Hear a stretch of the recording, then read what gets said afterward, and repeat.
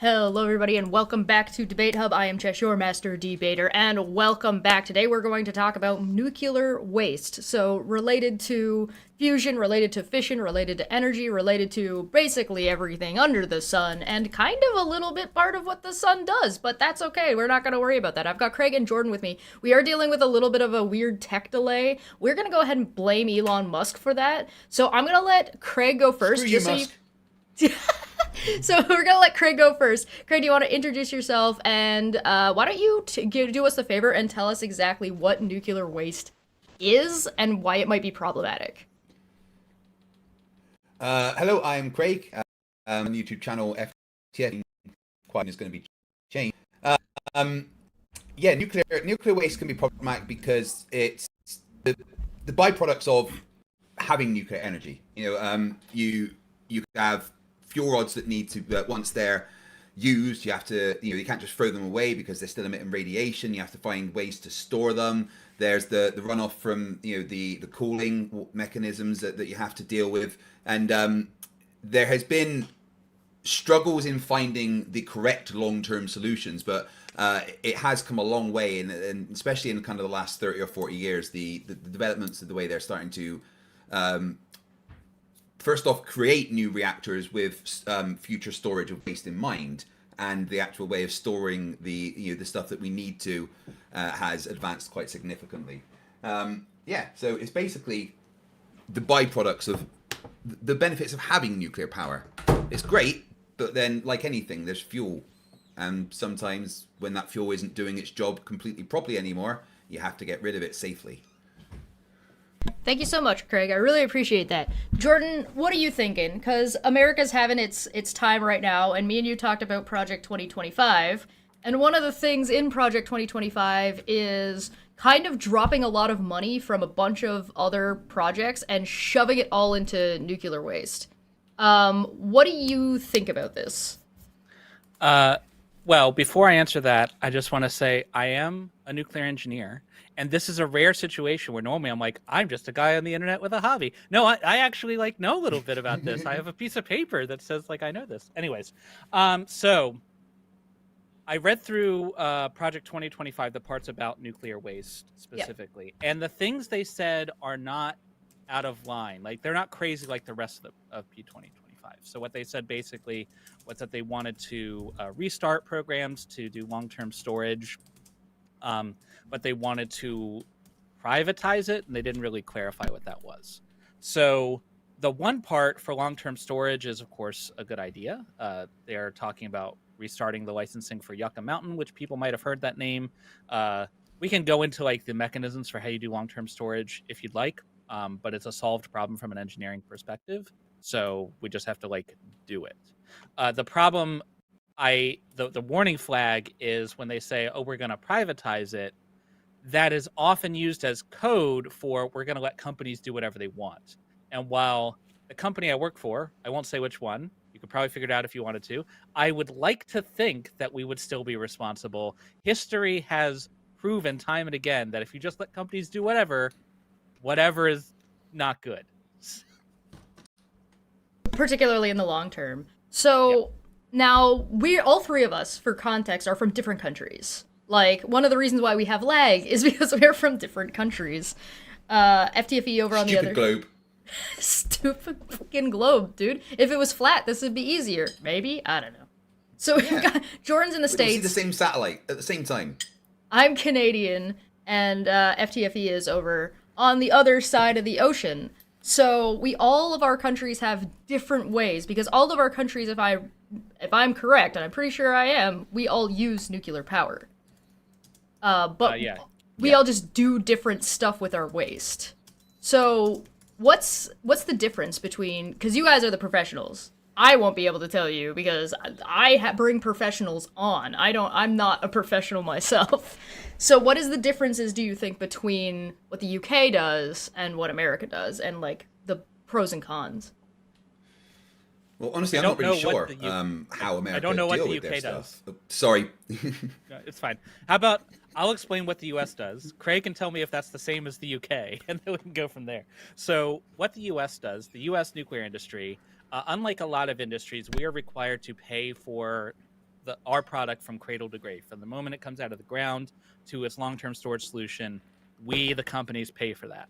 So we've given the government a ton of money to do long-term storage, and they just haven't done it yet. So since they're not doing it, what we do is we take the spent fuel rods that come out of the reactor. They're super radioactive, like don't stand next to them or you'll die levels of radioactive. And we put them in a pool, usually for about 10 years, a big swimming pool of water, so they can cool down. And once they're cooled down and that the radioactive decay has lessened to the point where it won't melt if it's no longer in water, then we take them out, put them in these big concrete casks, and then basically just put them on a gravel parking lot on the plant, and there it sits for an unknown period of time until the government figures out what we're doing. That's what we do in the U.S. It's very similar to the UK. The funding comes directly from the government, and the waste management resource is all done by the government rather than a government completely funded company that is set up to do it. And very much like Jordan, it's the long-term storage in the UK. Up until like 2022, there was a big focus on actually reprocessing and trying to reuse fuel, but that became too expensive, too time-consuming. So they have moved towards long-term storage solutions. In the UK, the main solution is deep underground rock formations that will block the radiation. We just stick them in there. We dig massive mines, and the cooling rods and everything that need to be disposed of just get stuck underground for an undetermined period of time. There's no specific area either. They're always looking for more sites, and from what I understand, that method is what they are going to keep doing until at least 2050, when they will go back and look at, okay, what levels of radiation does this have? What have the long-term effects been? But it's basically you put it somewhere where it's going to block the radiation, which in the UK's case is underground. So part of what they're doing, I guess, is still in development of what they want to do, because they've got to figure out how long it's going to be, and then once they know how long it's going to be, then they can make another decision. Go ahead, Jordan. You look like you're thinking. Well, so I'd say that in terms of the long-term effects, like we know how long it takes these radioactive isotopes to decay. It's going to be thousands of years. And so we need to store them basically, so far as we're concerned, forever. But the fortunate thing is people seem to have this misconception when it comes to radiation that it's like a virus or something, like it touches something and that'll like transmit and it can like bounce around, and like that's not what it is at all.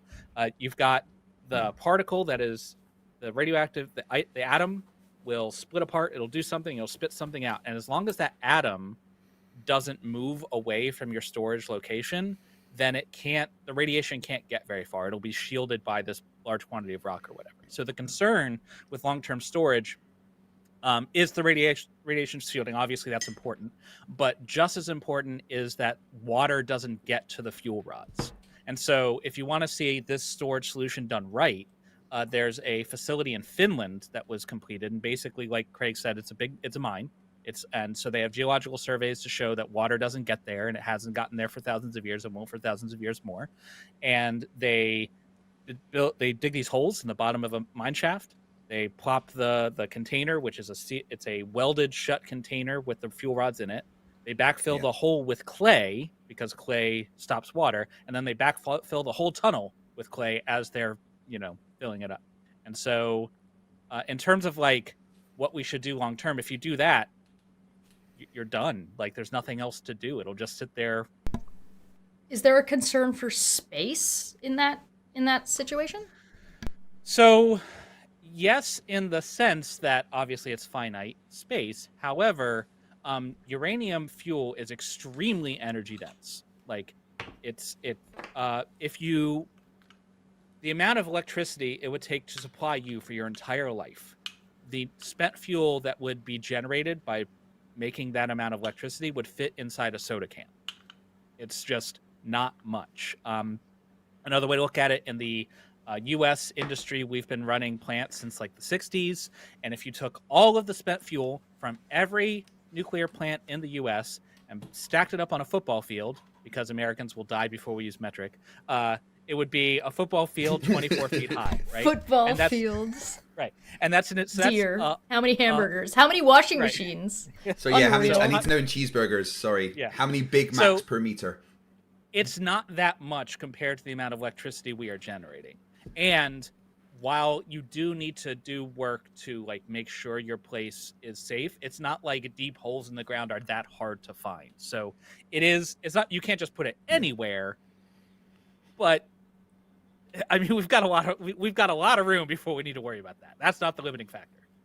So basically, like by the part time of the problem with sorry, it go ahead. is, sorry, I was going to say that part of the problem with this as a storage solution is the whole "not in my backyard" thing. All right, people are terrified by the the words nuclear energy or nuclear waste, and when you say to them, "Oh, 3 miles down the road, we're making a nuclear waste facility," they're going to freak out, and there's going to be all these, "Oh no, I can't have that near me," when it's really not going to affect you. Like Jordan said, they take all these precautions to make sure that no water gets in and it's completely away from everything. All the radiation is completely contained. But one of the biggest challenges of actually figuring out how to do these storage solutions is getting around the people that are going to complain about it.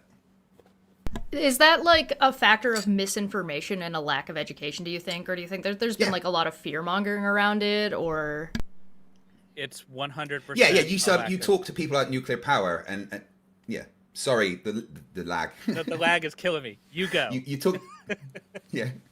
You talk to people about nuclear power and they think like, oh, the explosions that have happened, the Japanese thing recently, and they just get all terrified of the fallout that could happen. But what they don't realize is that nuclear power is basically boiling water with hot rocks. And when it's done safely, it's really not an issue. But it is misinformation. It's movies. It's it's TV. It's sensationalism. Oh, look at this massive fallout. We can't go near this place for so many years, and without really understanding the reason why those particular ones went so badly wrong, and how that couldn't really happen with the other places that we have. Like the Japanese fallout, that happened specifically because their cooling system was done from the ocean. And when the tidal wave came in, it destroyed that whole cooling system. They couldn't then contain what was going on.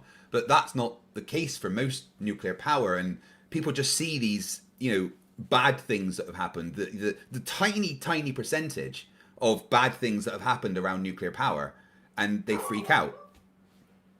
I'd push back on what caused Fukushima a little bit, because the thing that led to Fukushima, which is the plant in Japan, led to that meltdown was the tsunami, but the real root cause was that their emergency diesel generators that they required to provide power to a power plant, because this is kind of not intuitive, but the power plant requires power to operate safely. They put that in like the basement, and I don't know if you know this about water, but it goes down. And so when it flooded, it just swamped all of their safety systems. It's called a water droplet.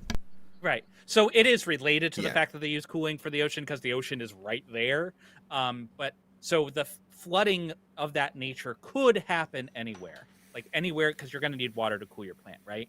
But the issue at Fukushima was specific to their design, and it's something that the American nuclear industry takes very seriously, and we have implemented changes to mitigate those kind of accidents. So I agree with Craig that the problem is it's misinformation, and it's just people don't understand radiation. They don't understand nuclear power. And when you don't understand something, it's scary. And so that's really all it is. It's ignorance. It's understandable ignorance, but it's ignorance. Does because from my understanding, there's no subject in school where you study in high school, if I'm remembering correctly, and give me I'm only 17, so give me a break. I'm trying to remember. I think that there was a brief chapter in one of my science textbooks that was different types of energy, and you would look at a diagram of a plant, and then that would be it, and it would be gone again immediately. And so, there's not really very much time spent on it. Do you think that, high school or earlier should maybe do a little bit more education on it? And before both of you start at the same time, Jordan, go first, then Craig. Excellent. Good job. I keep setting you guys up for failure, and it's a little bit memey and funny, but it's not fair to you guys. So go ahead, Jordan.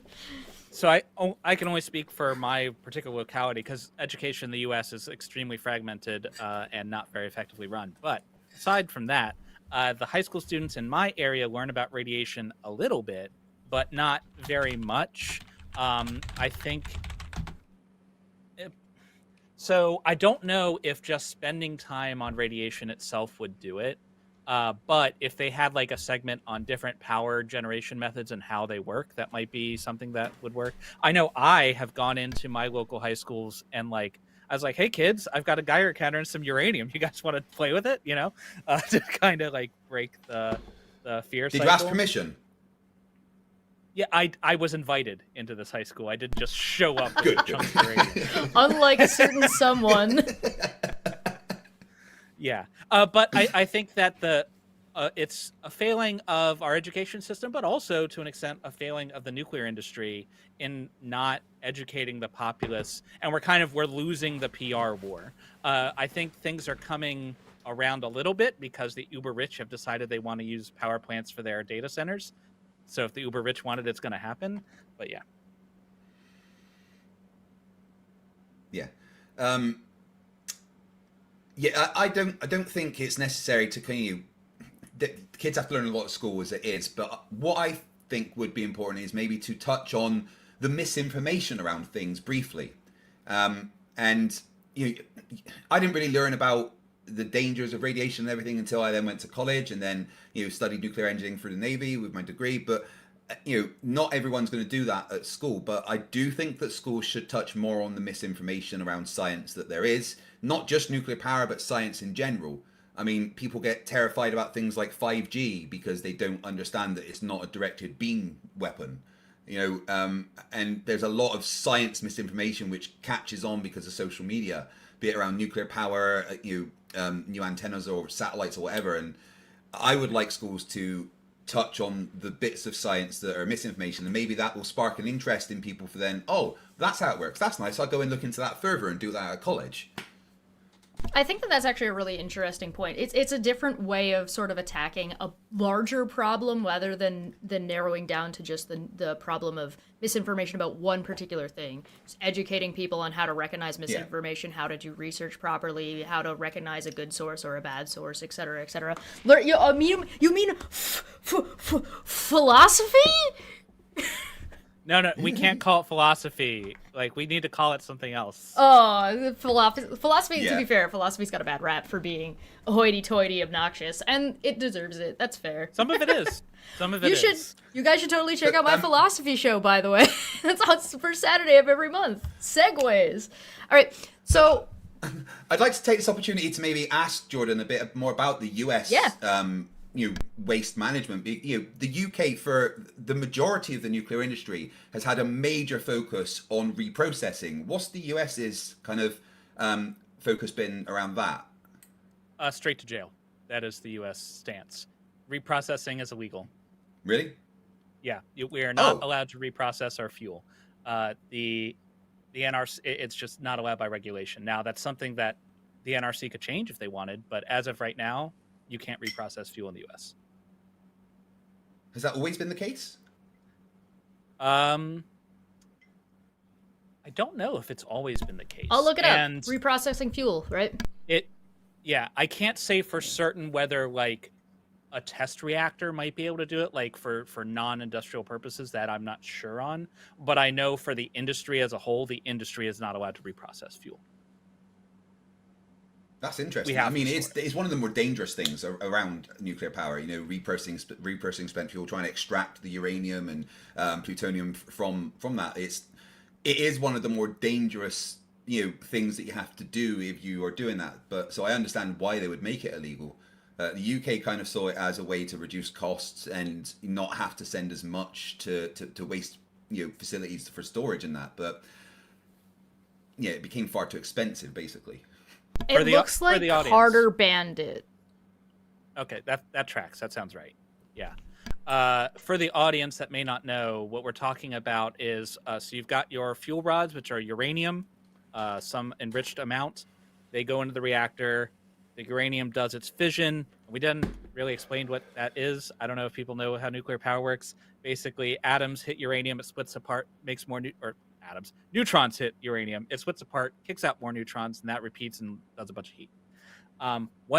One of the byproducts of that, or all of the byproducts of that, are radioactive, and they decay and stuff. And so, but after you're done, after you've finished using your fuel in the reactor, most of the fuel part, the uranium, is still there. You didn't burn most of the uranium. You just don't have enough of a concentration to continue to do fission. So what reprocessing does is it takes those fuel rods, instead of sticking them in the ground, they do processes to extract the usable fuel and kick out the stuff you can't use so they can burn it again. And what you end up with less waste because you're reusing the fuel over and over again. The waste you have will be more radioactive per gram or whatever, but just to give you guys a little bit more of a waste byproduct of the reprocessing is kind of more of a problem than just spent fuel rods. The runoff from that whole process of doing it is way worse. You have less volume, but that volume is much more intensely radioactive. Yeah. So just to give you guys a little bit more of a clear answer, in October, according to Wikipedia, in October of 1976, concern of the nuclear weapons proliferation, especially in India, demonstrating nuclear war capabilities using reprocessing technology, led Gerald Ford to issue a presidential directive to indefinitely suspend the commercial reprocessing and recycling of plutonium. In the U.S. on April 7th, 1977, President Jimmy Carter banned the reprocessing of commercial reactor spent nuclear fuel. There is a thing that says that after that, only countries that had a large investment in reprocessing infrastructure continued to reprocess spent nuclear fuel, and President Reagan lifted the ban in 1981, but did not provide substantial subsidy that would have been necessary to start up commercial reprocessing. And in March of 1999, the U.S. Department of Energy, or the DOE, reversed its policy and signed a contract to design and operate a mixed oxide fuel fabrication facility. So MOX fuel is, in my mind, conceptually different from reprocessing, because what you're doing is you're usually taking stuff from nuclear weapons and mixing it in with your fuel to require less processing. But I can tell you the industry doesn't do it. The reason why it's a concern for proliferation is that when uranium-238, which is what most of the uranium is, when it absorbs a neutron, it becomes plutonium-239. Plutonium-239 is really, really good for nuclear weapons. You can make a nuclear weapon out of uranium. It was good enough to drop on Japan in World War II, right? But it is not as good of a stuff. And one of the ways you can make plutonium is by processing in a plant. That's a little bit, I think, less of a concern now because of centrifuges and other much more effective ways to get nuclear material if that's what you're after. But that was the concern. Interestingly, the plutonium that you get as a byproduct of uranium-238 undergoing fission was the same fuel that Doc Brown used to power his time machine before I was about to say that. I was literally about to say the exact same thing. I just appreciate the kinship because most of the time nobody knows what the hell I'm talking about. There was actually when they were recording that movie, that one of the science advisors, because they originally in the script it called for uranium, but they at the time the kind of the fuel that was being used by terrorists and stuff to make nuclear weapons was plutonium, and so we got to make sure that it says plutonium, or they're not going to believe it. It's not believable enough. That's fantastic. Yeah. That's a cool tidbit. I didn't know that. And I've spent a lot of time on those movies. Is there any place that if somebody wanted to learn about nuclear energy or waste or maybe governmental policies that anybody should be going to as a resource? That's a good question. College. Yeah, college is probably the best place, but that's not within reach for a lot of people. Fair. Hold on, let me. Maybe I set the bar too low. The NRC. See if there's any kind of government site in the UK. The NRC, which is the Nuclear Regulatory Commission, they're the people who regulate nuclear power in America. They have some good resources, and of course, they're reliable. And they're a government agency, so they might be seen or perceived as more reliable. I use the World Nuclear Organization Association because they have a lot of good fast tidbits. They're also pretty reliable. The EPA has some good, at least good statistics. If you're looking for statistics, the EPA can have some good stuff. Okay, so in the UK, there's actually an organisation called the Great British Nuclear, the GBN, which supports the UK nuclear industry by providing opportunities to learn about new technologies in nuclear energy. And the National Nuclear Laboratory it has a whole education site for learning about nuclear regulations and how it's managed in the UK. But it's not something that is mainstream in the way that everyone wants to go and do it. There's as many verses as you would find for which Kardashian sister wore this dress, you know. So nuclear power, you go to college and learn about it. It's the best place. If someone is curious, they can comment on any of my videos, and I will talk to you for as long as you want about nuclear power, because I think it's the coolest thing ever. I'm gonna bully him and make him like do a series about it or something. If you leave a comment under this one, I'll make sure he gets it. Uncle Charlie in the chat says, is it a little disconcerting living in a metal container with a nuclear power source that travels under the sea? You try not to think about it, right? Honestly, here's the thing. Every submariner undergoes training to, you know, if there's an emergency and you need to get out, you go to something called the submarine escape training tank, which is a 300-meter tank of water, which you go from the bottom and simulate escaping from a submarine. But here's the thing, guys. If your submarine breaks, you're dead. Just deal with it. You're not going to survive if your submarine's fucked. So you just try not to think about the fact that there's nuclear power just 20 meters from where you're sleeping, really. FTFE's out here jumping ahead before we get to the Q&A section, but it's fine. It's fine. Well, you guys are going to be... I saw that. I just thought it was fun. Yo, you're good. You guys are going to be around later today, right? Are you talking about here, or are you talking about on Star Trek? Star Trek. Yes. Yes. Well, at 8:30, so in 3 hours, I start my membership drive, which I'll be doing then, Star Trek whilst I'm doing that. So. Hell yeah. So we got Star Trek going on later tonight with both Jordan and Craig. Also, their links are down below if you want to like, subscribe, go follow them. I'm sure the both of them are larger than this channel is, so you probably all already know who these guys are, and even if you don't, go check them out. No one's larger than you. You're larger than life. You're Chesh. Aww.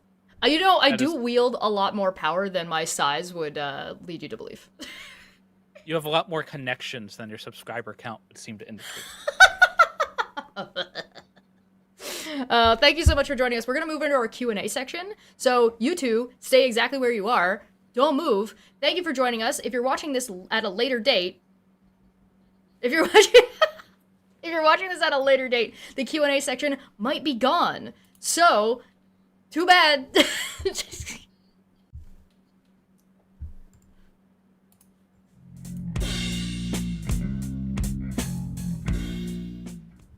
Hi, and welcome back to the Q&A section for our nuclear episode. Sup?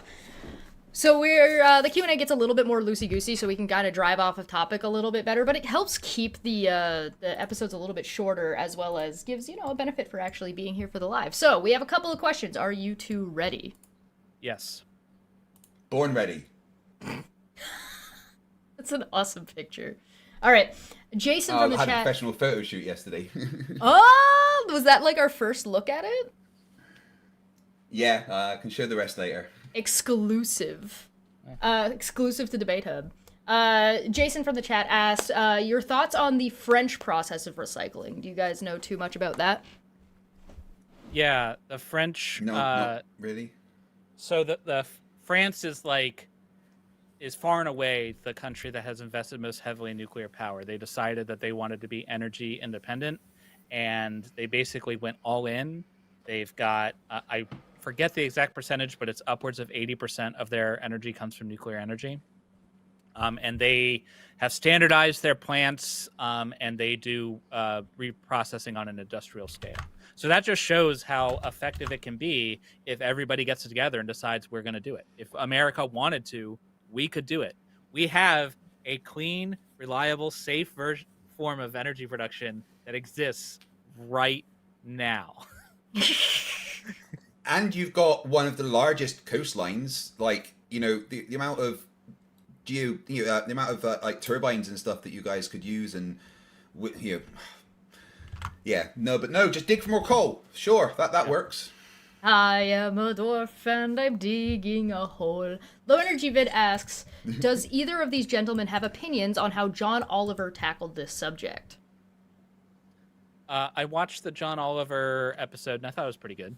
I don't remember the specifics, but I remember walking away with it pleasantly surprised. So his deep dives are usually pretty accurate, in my opinion. I'm guessing Craig doesn't watch John as... Which is kind of amusing, because he's definitely like a British guy. Like, it makes me laugh. Yeah, well, this is a common misconception. I don't know everybody in Britain. What do you mean? You know, that's not how it works. I literally just heard... I heard through the grapevine that somebody tried to send the RCMP after me. I don't know why, but apparently they called the Canadian RCMP number and gave them my name. And I'm like, as if no more than one person in Canada has my name. Are you like a fugitive in Canada? Like, are you not supposed to be there? I'm gonna get deported, guys. Gonna deport Where? to America's not Florida. gonna let you go there. Right? No, I'm white enough. I'd pass. Titan asked us, I'm not scared about the fact that I go to America in 15 days. Not at all. oh, you poor soul. Like, actually, I am actually not. I had, like, a couple things that I wanted to do, and I'm just like, maybe we wait until that settles down a little bit. Maybe we wait. You know that James has had to hire security for it, right? Because one of the one of the Islamic debaters threatened to kill the guy he was debating at the show. Oh, yeah, that's yikes. Well, good on him for putting in the extra legwork, and hopefully that works out. Uncle Charlie says that somebody reported McToon to them as well, to the RCMP. Oh, yeah, MC Toon's being reported to the Royal Canadian Mounted Police because he didn't file with the Canadians that he was going to fly his drone in Antarctica, even though it wasn't him that flew the drone, it was Will, and the Canadians would have nothing to do with the regulations in Antarctica. Wait, what? In what? I mean, they're both cold. All right, so Titan wants me to make sure I read his whole name. Titan Uranus says, serious question, how unsafe would it be to just dump the waste in the Marianas Trench, encased in concrete or something? Well, you've seen Godzilla, right? Okay, so it would be unsafe, not as unsafe as you might think, only because the ocean is really, really, really big. And so if you dumped some kind of contaminant, that's what it would be, in there, then eventually that concrete's going to break down from the water currents, it's going to wear away. Eventually, you are guaranteed that the fuel you put there is going to get exposed to water and then is going to be carried away in the ocean.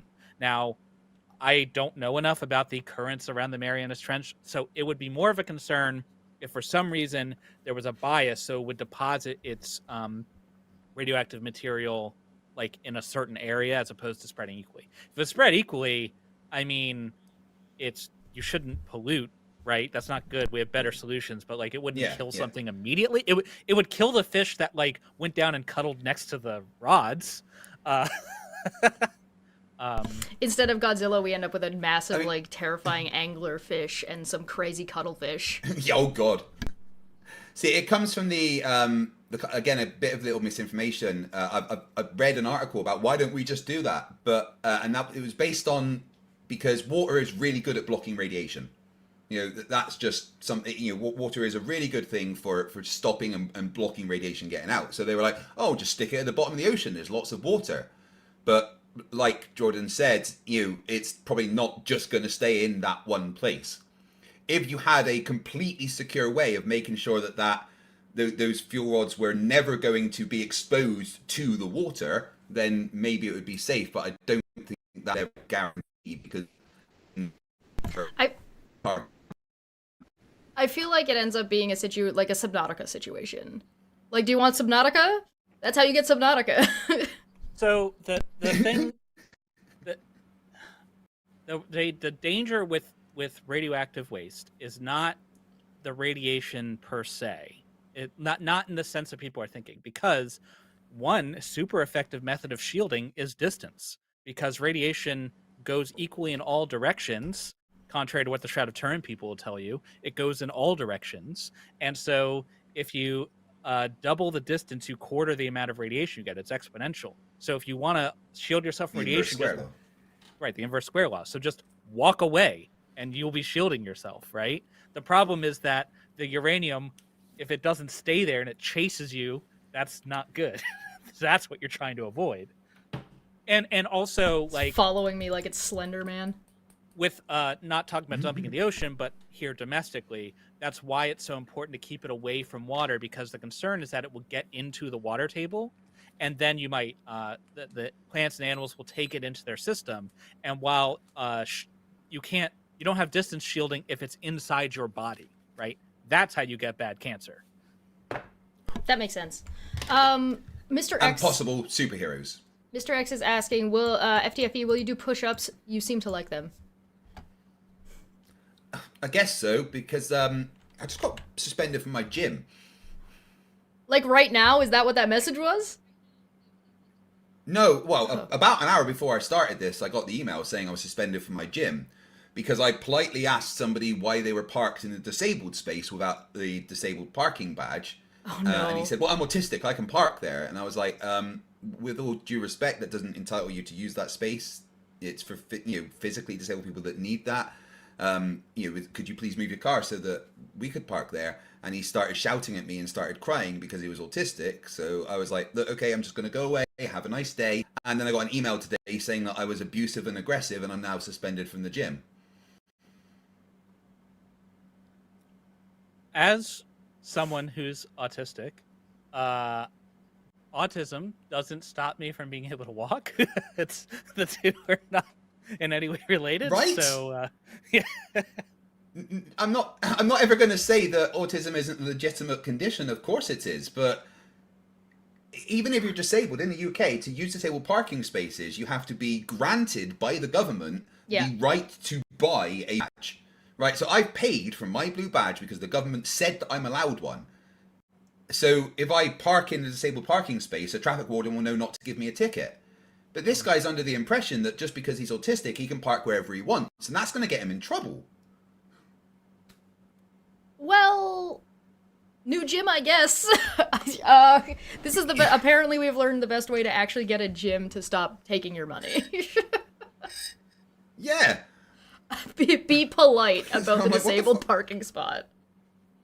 This sounds very, very, very. As someone that is physically disabled, and using those spaces can be vital to me. I can walk a great distance, even with my walking stick and my wife helping me, right? And it hurts when I go to the gym to exacerbate that condition by having to walk further, And when we got there, this guy parked in the space just before us, and I watched him get out of his car and literally jog into the. And I was like, what? And confused, right, he was autistic and he couldn't deal with the confrontation. But anyway, sorry, sidebar there. I'm just a bit pissed about that. No, fair enough. Like I said, the Q&A section is a little bit more loosey-goosey. Nick was asking, I was wondering how Jordan and Craig would suggest lowering the risk for a nuclear power plant on the west coast of North America from becoming another Fukushima during one of our many earthquakes. Okay. So seismic risk is something that every nuclear plant is required in America to assess. Um, I some of my plants have to have seismic protection because of our location, and so it's something that the nuclear industry is aware of, and it's something that we work to take care of. To answer the question, the best way you could go about shielding or making the plant safer would be to use a more modern design that was passively safe. And so, what I mean by passively safe is it doesn't require a powered active system in order to remove decay heat. So, remember how I said after the fission, you've got all those byproducts. Those byproducts are decaying from radioactive decay. You can't stop that. There's nothing you can do. It's just straight physics. And the heat from that decay, which you can't stop, is sufficient to melt the fuel. So you have to cool it down. In older plant designs, which is all we have in America, they use pumps and active systems to continually circulate water so that we can take away that decay heat. And if the pumps fail or we lose electricity or something, then it is only a matter of time before you end up melting your fuel. It's a long time. We have methods to mitigate it, but on a long enough time scale, it's going to happen. A passively safe system, on the other hand, would not have that problem. So, for example, we didn't end up building it, but there was a reactor design that we were licensed to build, and it had a pressure vessel shaped such that the natural convection of the water would be enough to remove the decay heat. So that's, again, just physics. It doesn't matter what happens as long as the system has integrity and you haven't lost water, it'll stay cooled down. And so systems like that, where there's a lot less to go wrong, would of course be safer in an earthquake or any situation. What do you think, FTFE? Yeah. The UK is a bit different. We don't really have many earthquakes here, but very much like John said with the US there, before any plants are built, they have to undergo extensive kind of geological surveys and stuff to make sure where they are is suitable. It's got stable bedrock. It's not on any kind of faults or anything that would shift, and checking what's underneath and things like that. They try to avoid putting on any kind of fault lines and things like that. But in general, the UK, it's not such a massive problem, but it is considered in the construction of the plants. And the new plants are all designed to be passively safe, the way that Jordan described. Smitty is making a suggestion about your gym issue, and it says he says that you should actually report the gym for not enforcing the handicap space. I responded back to the email explaining that I am entitled to that space and also entitled to confront somebody that's misusing that space that I'm entitled to. Mm-hmm. So I'm just gonna have to wait to hear back. But obviously, I appeared to be the bad guy because I made a guy cry by telling him he was in the wrong. Something about you being the disabled person and somebody trying to Karen scream bully you as the disabled person has my brain it's itching the back of my brain in a really weird way. So, I genuinely couldn't believe it when I got that email. I was like, what the actual... I have a phrase. So again, I'm autistic, and I have noticed some autistic people seem to think that being autistic means you can be an asshole, and that's not true. Being autistic doesn't make you an asshole and doesn't give you license to be an asshole. So I don't know what to tell you, man. I understand part of our condition is having difficulty reading social cues, but get good. I don't know what to tell you. Yeah. My son's autistic. Struan is autistic, and there's some I've had to live with growing up and learn how to navigate that in kind of a family environment. And I know the things that trigger Struan, and I try not to do those. But there's times when he will act out, but at the same time he will then realize that, oh wait, I shouldn't have acted like that. It's that I'm wrong and I'm sorry. But what this guy at the gym's done is gone, I was in the wrong, I'm going to complain. So then I'm not in the wrong anymore. Yeah, it's one of those things where, maybe I'm wrong about this, so please correct me, because, maybe I'm incorrect. But the way I kind of view it is that society being more accepting towards people with autism or who are neurodivergent is about society being more accepting in that way these people don't have to mask anymore, because what they're doing is not problematic in the first place. And as long as it's you can communicate and it's not problematic, there should be no issue. What people are doing instead is being like, well, you cannot criticize anybody who is neurodivergent about anything in any way, or if you do, X, Y, or Z happens. Now, that's not the way the internet works, to be clear. I'm not saying that the internet is doing that thing. I'm saying this is like a real life problem, like in a physical conversation, like what Craig is talking about. Whereas, like, if you got the internet, it's its own beast. Just to be clear. And what I did when the guy really started to, he kept saying, I'm autistic. I've got a hidden disability, and I was like, I understand, but have you been granted the Buddha badge? And he was like, no, I haven't. I'm like, well, then you can't use the space. It's as simple as that. But when he started, crying and really getting triggered, I left the situation. Like, right, okay, never mind. Have a good day, and I walked away. Right. Yet somehow I'm still not getting suspended from my gym. That's crazy. You would think the fact that there's a clear rule would be great and something simple to follow.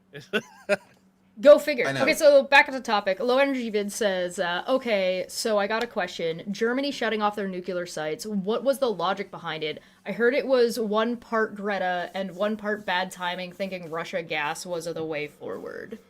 It was just, there was no logic. It was incredibly stupid. What it was fear. It happened, with things like Fukushima. They're like, oh, well, this is too dangerous, even though statistically, empirically, it's the single most safe form of energy generation. Like, just straight up, people die when you generate electricity. That's just reality. No matter even wind turbines, solar panels, you have to mine the stuff that makes them, and mining is dangerous, right? And so every form of electricity is going to have some cost in blood per kilowatt hour. But if the number of deaths per kilowatt hour for nuclear is as low, if not lower, than every other form of electricity generation. But that doesn't, politicians don't run off of cold statistics. They run off what people feel so they can get elected. And that's all it was. Yeah. And that's when it comes down to the NIMBYism. Not in my backyard. I don't want that. So the politicians go, oh, well, if I agree with them, they'll vote for me. Right. And a mix of fear mongering on top of it. Nuclear power. Lack of education and misinformation and et cetera, et cetera. And that's how the misinformation spreads, is because it just becomes about a popularity contest instead of what's actually better in the long run. Well, I think it's also a mix of a popularity contest as well as just, I think there are a lot of bad actors, and when people are afraid, they're easy to take advantage of. Mm-hmm. So, somebody in the chat, I believe it was Mark, said, good to see you, FTFE. Glad you're okay with what had happened with your house and such. You doing all right? Yeah. He's mad about his gym. Cool. No, my house. My roof got blown off of my house, and is now in my neighbor across the road's back garden, and kind of destroyed their roof on the way. Oh yeah, that was fun. Parts of it were in my back garden, and parts of it were in my front garden. We had to leave for a few days in case the whole place collapsed, but we got off the best compared to the other people in the block around us. Good. It's good to hear that you're doing all right. Ant Jur, hopefully I'm pronouncing that right. I apologize if I'm pronouncing it incorrectly. Question: did either of the panel guests see the Netflix documentaries about Fukushima, and if so, what are your thoughts on it? Not only have I not seen that one, I also didn't watch the HBO special on Chernobyl. I heard it was good. I have not heard a single word about the Fukushima one, so I don't know. It seems I've heard what was the Netflix special? It's like this is my job. I don't really watch it for fun. You know what I mean? I already know about it. I don't need to watch Netflix about it. Fair. I tried to watch the Netflix one, but somehow they made a once in a generation disaster and a documentary around it incredibly boring. I'm not sure how, to be honest. Apparently it's boring. Raving reviews. All right, well, I think that's basically our show for today. Unless you guys Yes. One comment I saw that I would like to address if I can. Yeah. Mr. X and Mr. Y, Mr. X, Mr. Y said the biggest problem with nuclear power is the power stations are so excessively expensive. So if you're going to have an objection for nuclear power, the cost per kilowatt hour is the best objection, I think, because it is expensive, particularly the large plants, right? They take billions of dollars to produce, and because we don't build them very often, everyone involved has never built one before.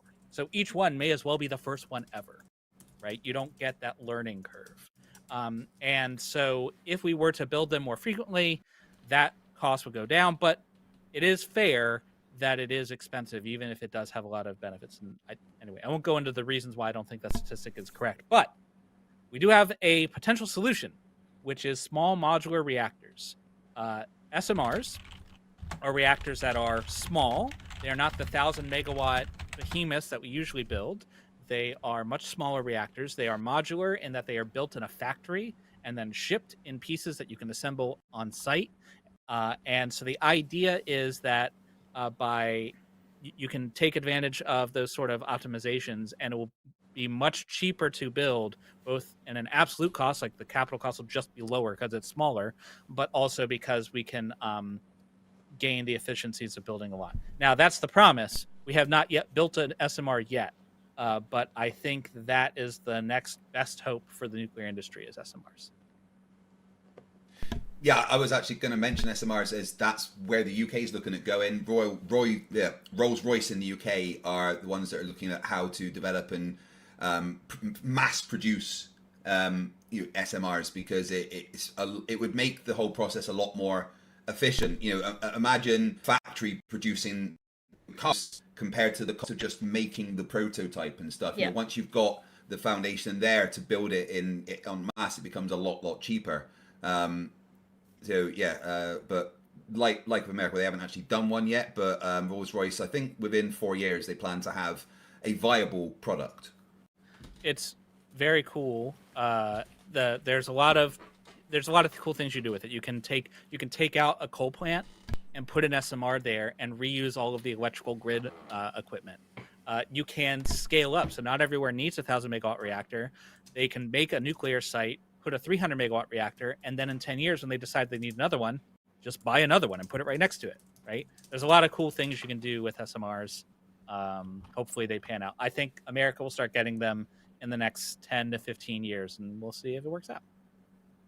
I like the idea. I do know that according to Project 2025, they want to put a lot of money into nuclear waste and that system. So if that ends up happening, it might be bad for those other things, but it might end up being good in the long term for power in that case. So we're gonna wrap up here. I do know that people are desperately, particularly Borg, is like, explain uranium dating proves the Earth is old. Listen, we're gonna have to wait for Dapper to be here to do that one. Uranium breaks down to lead. Lead really old. The fact that there's lead on Earth proves the I Earth have an isn't, idea. Well, there's non-radiogenic 6,000 lead. years old. Explain this to me in a way that would make Dapper angry. Well, so the way you can actually look at the uranium atoms, and the older the uranium atom is, the older the thing is. That's how you can tell. All right, there you go. I did see another comment about autism being a spectrum. Absolutely agree. I think perhaps if I can find people that are interested in talking psychology and autism and social stuff, I will absolutely host a discussion, not a debate. We're not going to debate autistic people. But if I can find some experts in that area, I'm absolutely willing and able to host a conversation about that, and I think that would be great. I've made a note of it for later to see if I can put that together, and that would be great. We will be back for more Debate Hub on